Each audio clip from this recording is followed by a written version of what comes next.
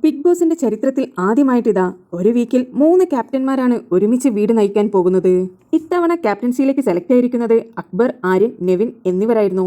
Big boss പറഞ്ഞു big ബോസിന്റെ ചരിത്രത്തിൽ ആദ്യമായിട്ട് 3 പേരും ക്യാപ്റ്റൻ ആവാൻ പോകുകയാണെന്ന്. ഇത് കേട്ടതും 3 പേരും തുള്ളിച്ചാടുകയായിരുന്നു.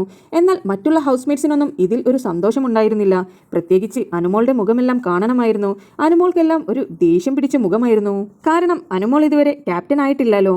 അനുമോൾ വിചാരിച്ചിരുന്നത് അവർക്ക് ഇമ്മ്യൂണിറ്റി പവർ കിട്ടി അവർ നെക്സ്റ്റ് വീക്കിൽ സേഫാകും എന്നുള്ള ധാരണയോട് കൂടി ഇരിക്കുകയായിരുന്നു. അങ്ങനെ ഇവരുടെ ആഹ്ലാദ പ്രകടനം കഴിഞ്ഞപ്പോൾ ബിഗ് ബോസ് പറഞ്ഞു ഇനിയൊരു ട്വിസ്റ്റ് ഉണ്ട് എന്ന്. ബിഗ് ബോസ് പറഞ്ഞു ഇത്തവണ ക്യാപ്റ്റനായവർക്ക് ഇമ്മ്യൂണിറ്റി പവർ ഇല്ല എന്ന്. ഇത് കേട്ടതും മറ്റുള്ള ഹൗസ്മേറ്റ്സ് എല്ലാവരും ചാടിക്കൂടി ഇവരുടെ പിന്നാലെ നടന്ന് ആഘോഷിക്കുകയായിരുന്നു. എന്തായാലും ക്യാപ്റ്റനായവർക്കും ബാക്കിയുള്ള ഹൗസ്മേറ്റ്സിനുമെല്ലാം 2 തരത്തിലുള്ള ആഘോഷങ്ങളായിരുന്നു. ഈ 3 പേർ കൂടി ബിഗ് ബോസ് ഹൗസ് തകർക്കുമോ എന്നുള്ളതാണ് ഇനി അടുത്ത ചോദ്യം. എന്തായാലും ഒരുപാട് മാറ്റങ്ങളാണ് കൊണ്ടുവരാൻ ഇവർ പ്ലാൻ ചെയ്തിരിക്കുന്നത്. അനീഷിനാണ് ലോട്ടറി അടിച്ചിട്ടുള്ളത്.